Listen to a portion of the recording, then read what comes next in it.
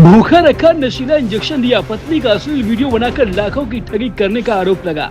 अपनी ही पत्नी ने पति पर लगाया बलात्कार का आरोप। कई बार अप्राकृतिक तरीके से रेप करने का पत्नी ने पति पर लगाया आरोप। पति और उसके साथी पर पत्नी ने जबरन देह व्यापार का लगाया आरोप।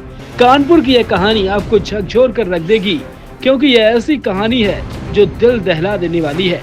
दरअसल कानपुर कमिश्नरेट में शनिवार को एक विवाहिता ने पुलिस आयुक्त कार्यालय में आकर मुलाकात करी और उसने ऐसा भयावह आरोप लगाया कि सभी के रोंगटे खड़े हो गए। दरअसल पीड़िता ने अपने पति, सास और एक अन्य व्यक्ति पर बलात्कार, जबरन देह व्यापार कराने, मारपीट, गर्भपात कराने और जानलेवा हमले के गंभीर आरोप लगाए हैं। जानकारी के मुताबिक वर्ष 2012 में शादी के बाद पीड़िता को पता चला कि पति ने अपनी जाति छिपाई थी। आरोप है कि पति सूर्यकांत और उसकी मां उसे नशीला इंजेक्शन दे कर देह व्यापार के लिए मजबूर करते थे। विरोध करने पर उसको पीटा जाता था, भूखा रखा जाता था।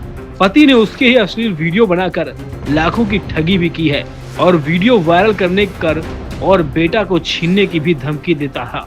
लगातार इसके बाद पीड़िता ने आवाज उठाई, लेकिन हद तो तब हो गई जब पीड़िता ने बताया कि कई बार अप्राकृतिक तरीके से भी उसके साथ रेप किया गया। गर्भवती होने पर 5 माह के भ्रूण की हत्या कर दी गई।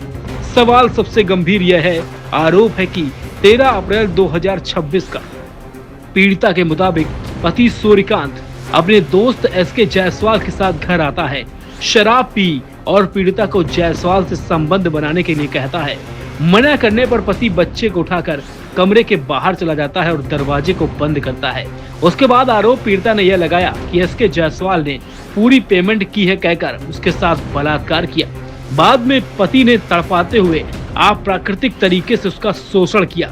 सुबह तक मारपीट कर मुंह में शौचालय सफाई वाली एसिड की बोतल तक डाल दी। पीड़िता ने खुद को कमरे में बंद कर डायल 112 को सूचना दी, जिसके बाद उसकी जान बची है। पीड़िता ने आरोप लगाया है कि पति व सास कई लड़कियों को फंसाकर बड़े पैमाने पर देह व्यापार को धंधा चला रहे हैं। उसके पास उसके सबूत भी हैं, जो कि तस्वीरों में आपको दिखाई दे रहे होंगे। दरअसल पुलिस आयुक्त कार्यालय के अनुसार फिलहाल मामले की जांच के आदेश तो दे दिए गए। पीड़िता ने सुरक्षा और त्वरित न्याय की भी गुहार लगाई है।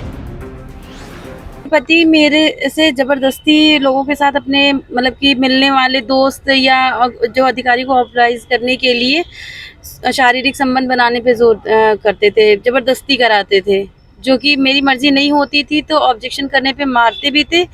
और ज़्यादा अगर मैं कुछ स्टेप करूँ तो मेरे खिलाफ झूठे मुकदमे करके मेरे परिवार मुझे फंसाने की धमकी देते थे और मुझसे झूठ बोल के उन्होंने शादी करी। हम लोग का प्रेम विवाह हुआ था।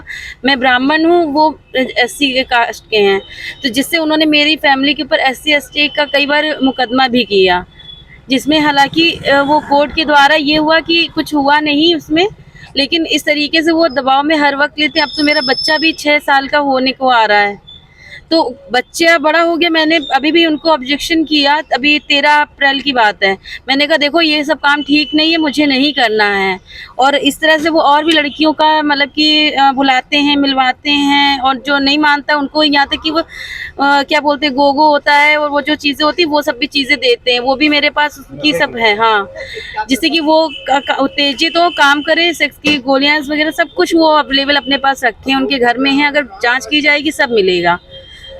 इसके बाद 13 तारीख को मेरे साथ जबरदस्ती मतलब कि करने के लिए कहा गया। उसमें क्या नाम है, 7 बजे शाम की बात है, SK जायसवाल बंदा है, उसको बुलाया उन्होंने, साथ उन लोगों ने ड्रिंक पी।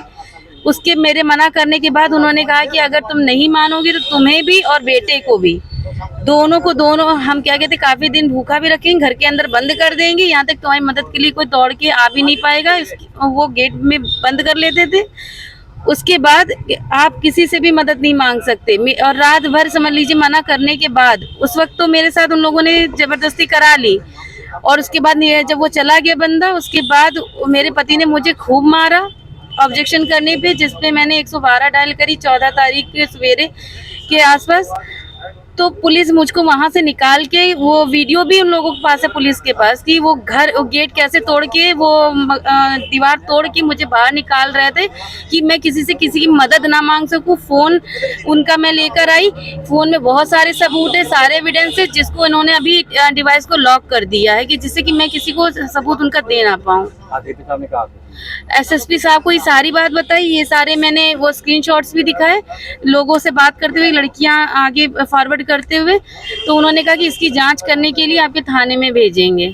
अगर आपकी कार्रवाई नहीं होगी तो क्या करेंगे आगे? अगर वो कार्रवाई नहीं करेंगे तो मेरे पास मरने के अलावा कुछ बचा नहीं, क्योंकि मेरा बच्चा बड़ा हो चुका है। अब मैं इस दलदल में नहीं रहना चाहती, मैं बहुत प्रताड़ित हो चुकी हूँ। आज से नहीं, वो बंदा मुझे हर बार, क्या नाम है आपका? विशाखा। आपके पति? सूर्यकांत सिंह, थाना चकेरी पड़ता, सनी गवा।